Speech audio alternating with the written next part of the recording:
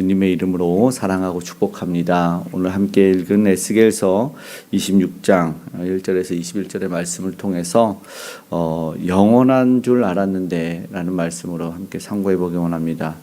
사람들은 견고해서 영원할 것이라고 생각하는 착각이지만 그렇게 생각하는 것이 있습니다.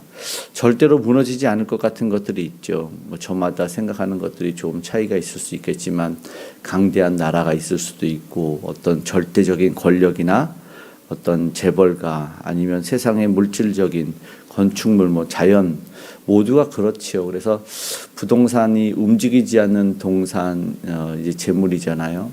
그래서 세상에서 말하기를 그냥 세상이니까 하는 말이지만 조물주 위에 건물주다 이런 말도 하는 것이 그들은 영원할 것이라고 생각하고 절대적인 부와 권력을 그들에게 가져다 주기 때문에 그런 말을 하지 않을까 생각합니다. 이렇게 생각하는 나라나 권력, 돈과 어떤 관계조차도 사실은 우리는 영원하지 않음을 생각해 봐야 될 것입니다. 그런데도 불구하고 세상은 그것 때문에 의지하고 또 안식도 누리고 또 어쩌면 자랑도 하는 것 같습니다. 그런데 오늘 하나님께서 우리에게 무엇을 말씀하시는지를 분명하게 보아야 되는데 두로라는 나라가 이제 부와 권력의 상징적인 나라 이름이었습니다. 그러나 결국은 무너지지 않는데 무너지지 않고 영원할 것 같았다. 그러나 그 도시의 몰락은 하나님을 떠난 결과였다는 것을 보게 됩니다. 에스겔 선지자를 이렇게 함께 묵상하고 있는데 1장에서 24장까지는 에스겔 나라인 이스라엘, 남유다의 멸망, 북이스라엘은 왜 멸망했는지 이어지다가 이제 25장에 넘어온 이후로부터는 주변국들을 살펴보게 되겠지요. 그래서 암몬이나 모압이나 그리고 이 블레셋까지 세일까지 그러다가 이제 두로라는 나라까지 봤는데 두로는 사실은 이스라엘 우호국이었죠.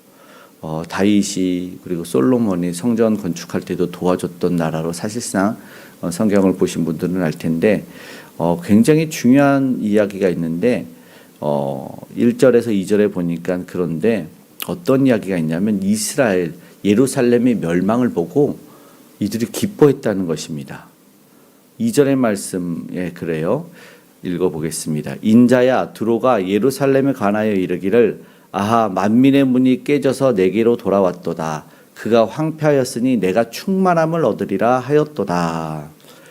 예루살렘이 무너졌으니까 내가 충만함을 되게 조금 실망스러운 이야기죠. 두로라는 나라가 우호국이 예루살렘의 멸망을 보고 기뻐하고 있습니다. 이제 이스라엘을 망했으니 내가 더 부해질 것이고 이제 강해질 것이다 라고 자축을 하고 있는 모습이잖아요. 과거 굉장히 동맹국인데 그 친구의 불행을 보고 자신의 기회로 여기는 그런 모습이 지금 오늘날 우리의 간사한 인간의 모습을 보게 됩니다. 남의 고통이 내 행복이 되는 그런 거 있지 않습니까? 나의 승진의 길을 막고 내 어떤 성적의 길을 막던 앞사람과 윗사람 1등의 몰락을 좋아하는 2등의 모습. 우리나라 무슨 공포 이야기 같은 데 보면은 1등을 해하거나 죽이면 다 2등이 한 것 같은 그런 이야기가 실제적인 모습으로 오늘 우리의 인간사에 있는 것 같습니다. 누군가 실패할 때 이제 내 차례가 왔다라고 속으로 기뻐하는 모습이 있는 거죠. 겉으로는 안타까워하는 것 같지만 그렇게 말하는 것입니다. 교회 안에서 믿음의 공동체 안에서도 이러한 모습이 있을까요? 있는 것 같습니다. 그럼 하나님의 시선은 다르죠. 하나님은 그 모습을 오늘 본문에 보니 가만두지 않겠다라는 것입니다. 어떻게 너는 남의 고통을 나의 기회로 여기겠는가? 그도 결코 하나님 앞에 서지 못한다는 메시지가 오늘 분명하게 전달이 되고 있습니다. 하나님의 심판인데 바로 이어져서 나오는 거예요. 이제 3절에 여러 민족이 와서 너를 치게 하리니 하나님의 말씀입니다. 그리고 정확하게 말씀하는데 바벨론을 통한 철저한 파괴다라고 말씀합니다. 우리가 잘 아는 이 느부갓네살 왕이 너에게 올 것이다라고 말하죠. 3절의 말씀은 또 한번 읽어볼까요? 그러므로 주 여호와께서 이같이 말씀하셨느니라. 도리야 내가 너를 대적하여 바다가 그 파도를 굽이치게 함같이 여러 민족들이 와서 너를 치게 하리니 라고 말씀합니다. 이제는 스스로는 물론 예루살렘의 패망을 보고 기뻐했던 것도 문제지만 저들은 우리가 지킬 수 있어.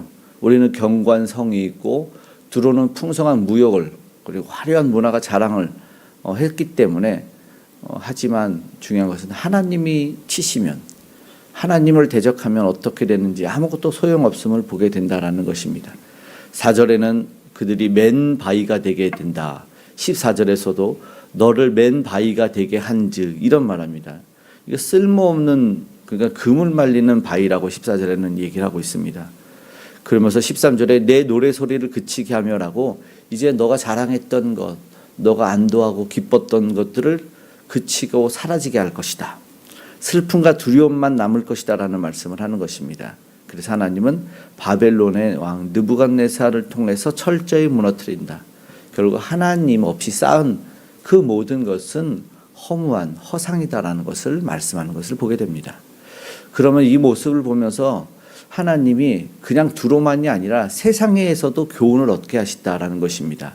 15절에서 18절까지 말씀인데요. 보니까 18절만 보면은 이렇게 말씀합니다. 내가 무너지는 그날에 섬들이 진동할 것이며 바다 가운데 섬들이 내 결국을 보고 놀라리라 하리라. 그러니까 모든 것이 놀라는 것입니다. 두로의 몰락은 단순한 한 도시의 그냥 하나님께 죄지은 민족 나라의 패망이 아니었습니다. 주변 나라들도 벌벌 떨며 에스겔서에서 계속 이야기하는 여호와 하나님이 누구신지를 그 백성뿐만이 아니라 열방도 알게 된다는 것이죠. 그리고 또 놀랐던 이유가 뭡니까? 두로는 영원할 줄 알았는데 우리 그럴 때 있지 않습니까? 그 사람은 아닐 줄 알았는데 그 기업은 안 무너질 줄 알았는데 그런데 그럴 때가 있어요. 견고했던 모든 것들이 무너져 내립니다. 결국 하나님 앞에서는 세상에 영원한 것이 없다는 것이죠. 오늘 우리에게도 주는 메시지가 분명합니다. 시대는 어떠한지요? 부와 권력이 최고인 줄 알고 그것만 잡으려고 하고 그것이 전부인 것처럼 이야기하고 그 밑에 인격도 자존심도 없이 기어 들어가는 모습들이 있지 않습니까? 최고로 여겨요. 그런데 오늘 우리가 얼마나 악한지 우리가 얼마나 약한지를 보게 됩니다. 어떠한 것도 하나님 앞에서는 영원할 수가 없다는 것이죠. 다 무너진다라는 분명한 메시지가 있습니다. 본문 이제 19절에서 20절에 끝나면서 그러면 의지할 분이 누구시겠는가 영원할 분이 누구이겠는가라는 것이죠. 21절에는 말씀 내가 너를 패망하게 하여 다시 잊지 못하게 하니 뭡니까? 결국 이 힘과 권능 가진 분이 하나님이시다. 두로는 다시는 회복되지 못할 것 하나님이 말씀하십니다. 그들의 교만은 회개의 기회를 잃게 만들었고 그들은 심판을 당했고 하나님을 두려워하지 않았던 마지막을 보게 되고 모두에게 경종을 울리는 것이죠.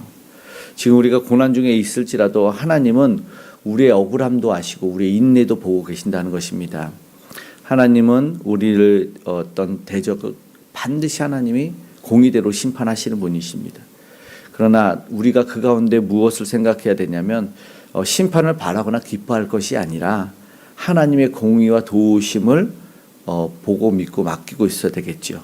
그러면서 겸손하게 오늘 우리는 나는 주 안에서 살아가기를 결단해야 되는 것입니다. 말씀 마치고 기도하기를 원합니다. 다른 사람의 실패를 나의 기회로 승리로 여기지 않는 우리가 되어야겠지요. 그리고 하나님은 그런 오만을 꺾으실 것입니다. 영원하지 않은 그 세상의 경고함에 우리의 마음을 두지 않았으면 좋겠습니다. 영원한 도시는 우리 하나님에게 있다라는 것입니다. 반드시 보응해 주시는 하나님을 믿으며 오늘도 그 십자가의 고통과 고난과 승리를 묵상하고 오늘도 우리 함께 승리할 수 있는 저와 여러분 되시기를 축복합니다.